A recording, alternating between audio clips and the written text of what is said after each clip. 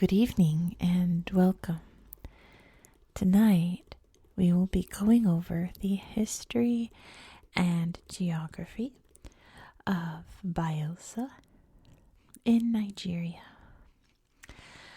As you can see, we are in a very distinct region of Nigeria. We are in the Niger River Delta, one of the more prominent river deltas in the world. And Bayelsa State is pretty much made up entirely of this delta region, which means that this region is very marshy, very wet, lots of mangrove forest. And it's actually the state with Nigeria's longest coastline. You can see we are opening up into the Gulf of Guinea out here, part of the Atlantic Ocean. The Niger River is one of the major rivers of Africa, and this is where it meets the sea, which is really nice, I think. Here's the capital of Yanagwa, right along the river. And you know what? I think anything else about the geography will tie in with its history. So instead of talking more about that and spoiling you about why this area is actually very important to Nigeria as a whole, we'll just head right into history and get into it. So this area is the ancestral home of the Ijaw people. I think that's how you pronounce it, the Ijaw. They have been living here since the 5th millennium BCE in this corner of Africa, in the Niger River Delta. There is an area near Yanagwa. You can't see it on this map because there's all this writing. All of these branches of the river here creating the delta creates different islands. The largest island that's like kind of over here, we'll see it on Google Earth in a minute. It's called Wilberforce Island, and that is the heart of the ancestral home of the Ijaw people.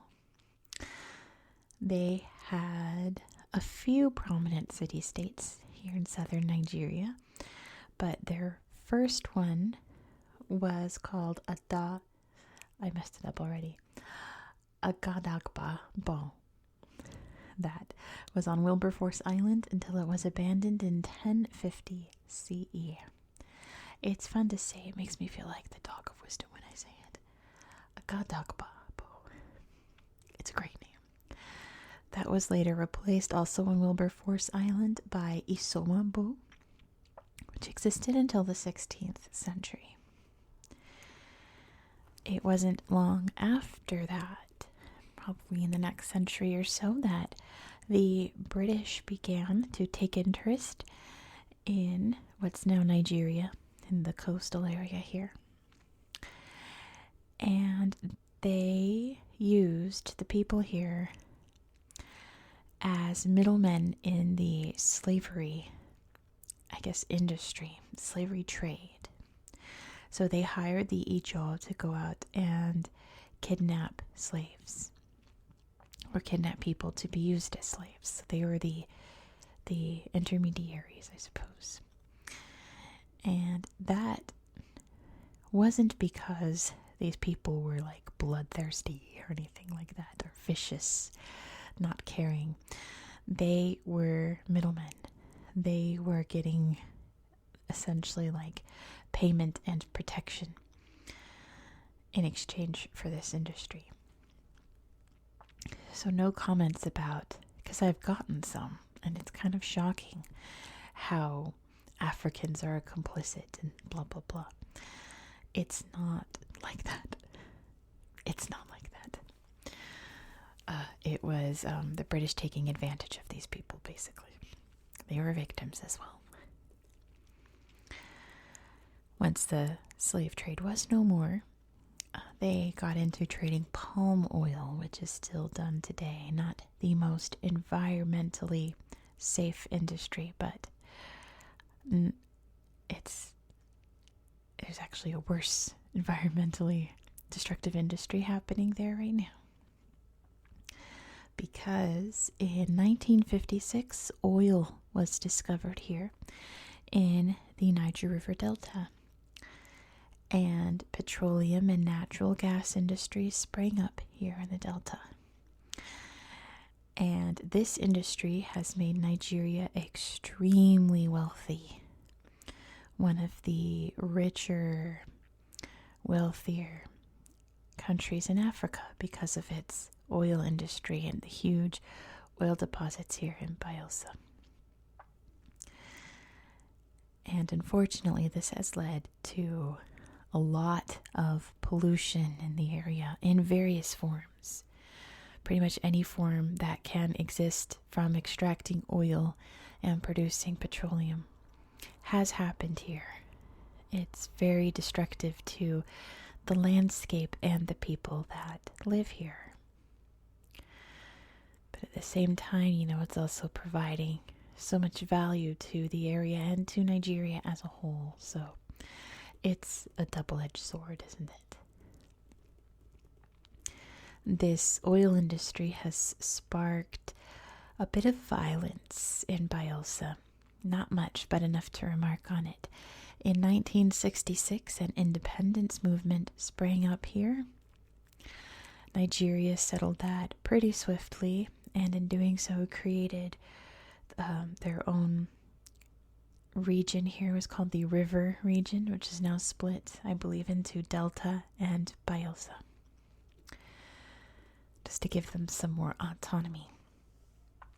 There was also a massacre that occurred in a small village called Odi in 1999, which started as a protest against the pollution that the oil was causing. It snowballed into violence against the police, which led to deaths among them, which led to the government coming in, and it just got worse and worse and worse. Hundreds of people lost their lives in that. Today, it is still very much an ongoing issue with the environment and the health and safety of the people who live here, with just how excessive the oil industry has been. But as you're going to see on Google Earth in a minute, this area is still very green and lush and has its own reserved areas to preserve the wildlife there. So why don't we hop over to Google Earth and take a look at this beautiful corner of Nigeria. Here we are in Bayelsa State. Let's zoom out so we can start by seeing exactly where we are in the world in case you are not familiar with Nigeria or the Niger River. Nigeria is located technically in West Africa. It's about as far east as you can go in West Africa before you hit Central Africa.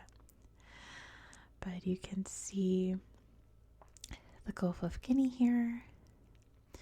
You can see the Sahara and the Sahel up here. And you can see the green of Central Africa over here. But we're kind of in neither of those regions. We are in the Delta area, the Niger River Delta, which you can see it's snaking through here, through Nigeria, which is how the country gets its name.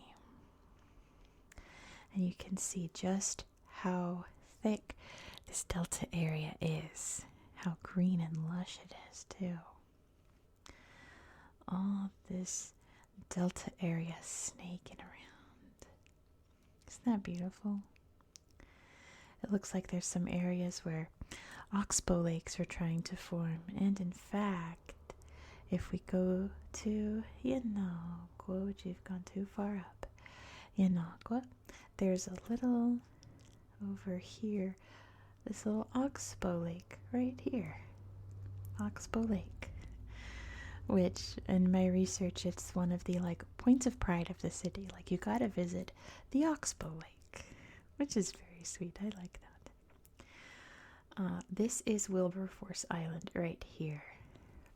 This island here, which is really strange to call it an island, but it is. It is surrounded by all this water. And there are still sacred events that happen on this island. You know what I didn't mention about the Ijaw people is that they are fishermen. They've been culturally fishermen since pretty much the beginning of their culture, and they are still fishermen today. Of course, there's lots of farming and agriculture that happens here, and of course working in the oil industry, but fishing is the main aspect of their culture and lifestyle, which is pretty obvious considering all of this water here, and there's so many places to go fishing. I totally forgot to mention that. You know what I also forgot to mention is Bayelsa's nickname. It's written in my notes. I just turned off the lights. I want to say it's something like Glory of the Nation. I'll put it down here if I got that wrong. Because every state in Nigeria has a nickname, a little motto. And they're all very grand. They're all very fancy. Let's take a look down here at this forest, the Edumanom National Forest. And you can see just how green and wet this area is. Lots of water, of course, on the beach. Let's see. It's a nice grassy beach there, isn't it? From above, on a big ship there. Looks like it's maybe transporting some petroleum, maybe. You can see some mangrove trees here. You can tell because mangrove trees only grow in very salty coastal warm waters. And they grow their roots like that into the warm water. Yeah, these must be ships for the industry passing by. It's very green. Maybe it's just fairies, I don't know. I can't tell. Little homes there along the water as well. Let's see, there's also the Bayelsa National Forest here. We can see, beautifully dressed.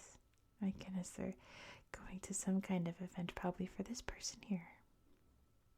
Wait, hold on. Like sleigh, oh my gosh, looks amazing. But yeah, we can just see how lush this area is, which it's so unfortunate that there's such a crisis involving pollution here, because we don't want this destroyed at all. We're glad that this forest is here to hopefully protect some of the, goodness, flooding. That's right, I forgot to mention, my goodness, I forgot to mention so many things in the history section.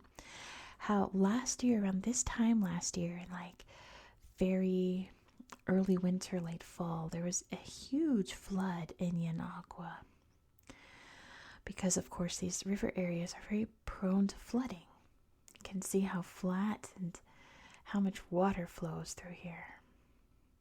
I want to say it was this time last year. But yeah, I forgot to mention that too. My goodness. I always forget something. I always forget to mention something. Or if I think, I nailed that one, I didn't forget anything, I say something just so wrong. I'll say a wrong name or a wrong direction or something. I always forget something.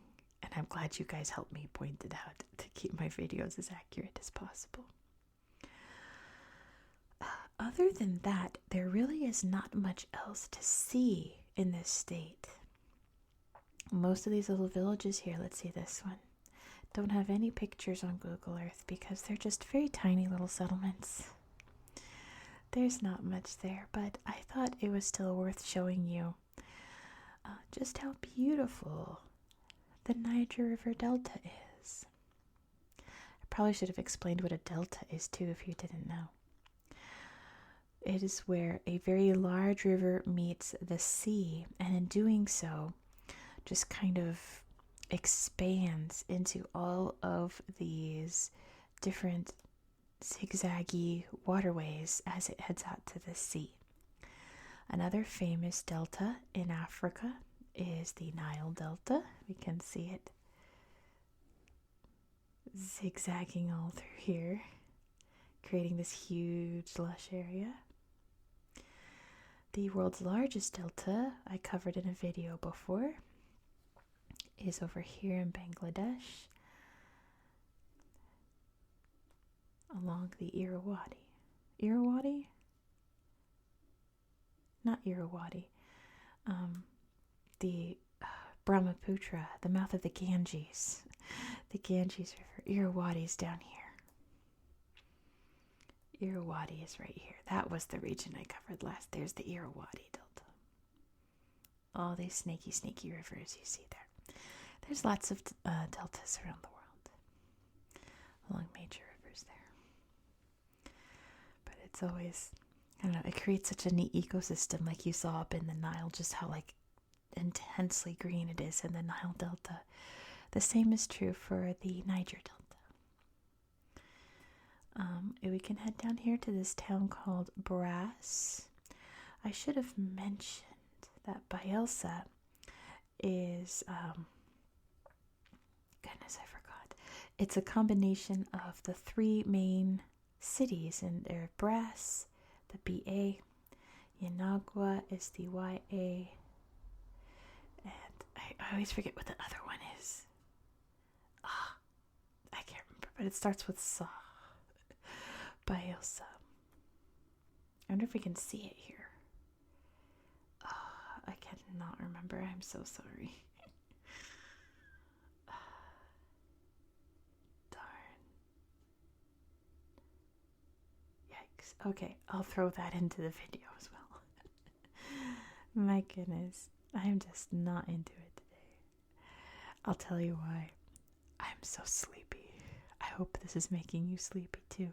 Usually when I'm really tired making a video, the ASMR is pretty good. Look at this. Oh wow, big ship coming in. Little snacks and food to eat along the water.